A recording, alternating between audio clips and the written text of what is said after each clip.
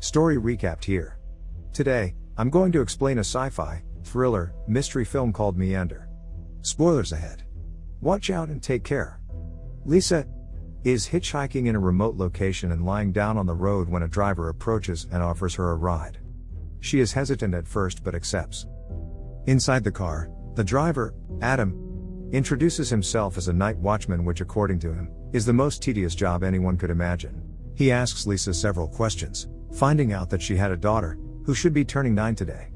After speaking with the driver, Lisa overhears a description of a killer on the radio, and Adam looks exactly like the description, with short hair and a cross tattoo in his right hand. When she is about to confront him, the car comes to a stop, and everything goes black. Lisa awakens in a ventilation channel, unsure of how she got there. She wears a fitted bodysuit and an odd luminous watch, which she uses to scratch the metallic vents, trying to escape. The poor woman screams and cries until she realizes it's no use. There is total silence for a while, then she hears a rumbling and scratching noise outside. When Lisa is about to check it, a small passageway opens. The passage closes as soon as she enters. She begins crawling forward, hoping to get out. She then sees from a distance that a vent closes, trapping her inside. However, there is a compact entry beside it, small enough to only fit her body, and she can barely move. After squeezing herself in, she comes across a lighted area, where the floor is closing in on her, squeezing her into a tiny space once more. Fortunately, she manages to climb out of it. While Lisa is resting for a while, the luminous watch alarms, implying that a countdown starts again. She must be in a safe room, or else she will perish within the vent if the number reaches 0. As Lisa progresses, she comes across a burnt corpse wearing the same watch, blocking her way. Lisa is disgusted for a while but manages to pull it out of the way, as she only has 2 minutes left before a deadly trap comes again. She crawls further only to get trapped again by a gate. A series of lasers comes out at the top of the vent, and a safe space opens, which Lisa immediately approaches. Once inside, a glass door shuts as the countdown goes to 0, keeping her safe from the laser burns. Once the fire is gone, the safe space pushes her out into the small hole again, with its floor closing in again this time. She pauses for a while, accepting her fate, getting squeezed in when suddenly the floor stops moving, and the countdown starts again. She breaks down as she can't take it anymore. Once she finds her composure, she moves while laying down, reaching a pool of water. She uses her hand to get her a drink and then dives into it to lead her into the next safe place, only to get filled with water again. As the water flows into the vent she's in, another drowned corpse appears. Still, she manages to get out alive after almost drowning.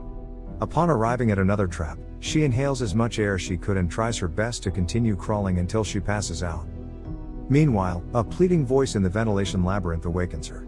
Eager to meet someone, she traces the screaming, leading her to a green acid catch. She carefully braces herself into the walls of the vent, preventing her from falling into it.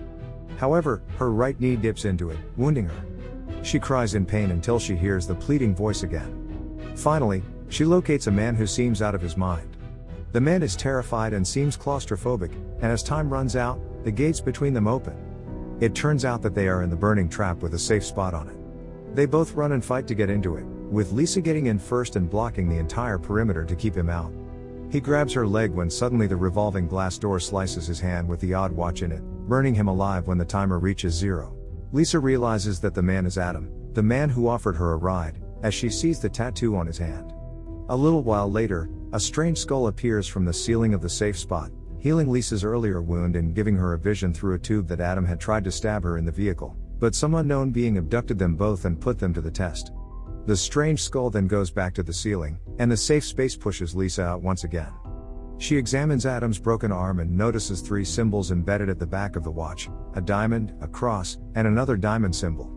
While she deciphers what it could possibly mean, a vast blade fan trap approaches her, causing her to flee while cutting Adam's hand into pieces.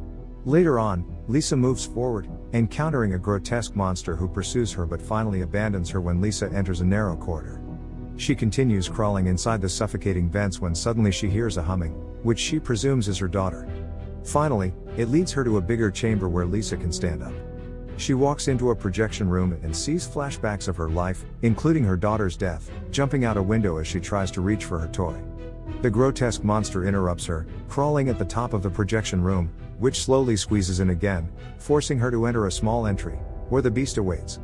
As she tries to escape, she reaches a vent filled with barbed wire.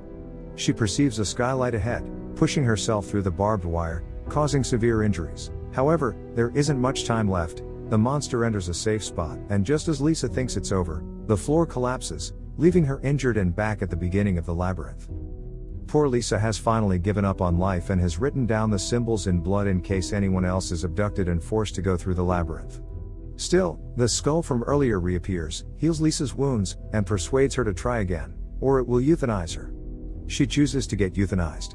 However, when the strange healer is about to inject her, Lisa stops it as she realizes that the symbols are a left or right clue to which path they would take. She then lets the skull heal her wounds and advances again, retracing her steps, and as she approaches the acid tank, she melts the watch's locking mechanism, revealing strange symbols, which are 2 crosses and a diamond direction on her wrist. Using the symbols as a guide, she successfully manages to pass through the first 3 paths. Suddenly, the crawling monster appears and barrels towards her as she passes through the 4th path. Upon passing the 4th passage, they end up spinning in an upside-down vent. Lisa struggles to move forward. Still, she manages to distract it by tossing her beeping watch in another vent, causing the crawling beast to follow it. However, she realizes that she threw the timer in the right direction and heads back to it once the monster is gone. As she approaches the 5th passage, she sees an entryway that resembles a womb. She enters through the bloody and sticky entrance and approaches its wall to inspect.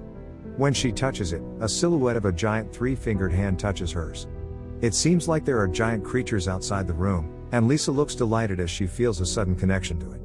She follows the unknown creature's silhouette into the next room.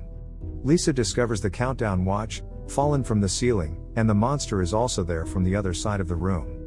The timer is running out again as it chases her. Still, she enters a safe space.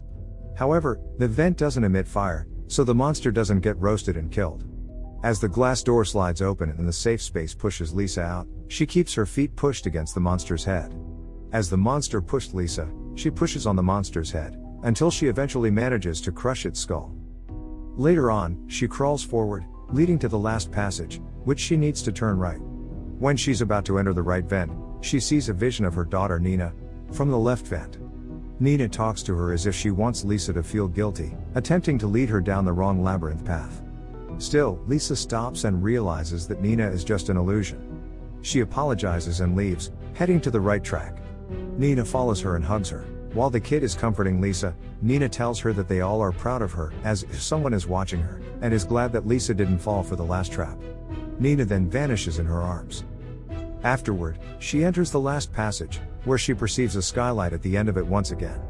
However, 3 blades slicing down consecutively are in the way. She counts as preparation to enter and successfully passes 2 of the 3 blades, but has her toes sliced off on the 3rd blade. Finally, she sees the light ahead of her and assumes it is daylight. She smiles in glee, hoping that whatever she's going through is almost over, but it turns out the sky she's seeing is just a projection screen. Due to her injuries, she can no longer move forward and has nowhere else to go. Lisa weeps in despair, thinking that her ordeal would never end. Lisa then braces herself once more as she notices the laser about to fire on her. Then suddenly, the ceiling opens up to bright light, and Lisa gets lifted up. Lisa, now looking unharmed, awakens outside on a rocky river bank with a waterfall. As she watches the waterfalls, Nina appears beside her, prompting Lisa to ask if she just died, to which Nina responds that her body did many times, but there's nothing to fear because Lisa is safe now. It appears in the story that the maze is a test to see if she's deserving. In the end, Lisa passed the test, and aliens brought her to a new planet where she would spend the rest of her days.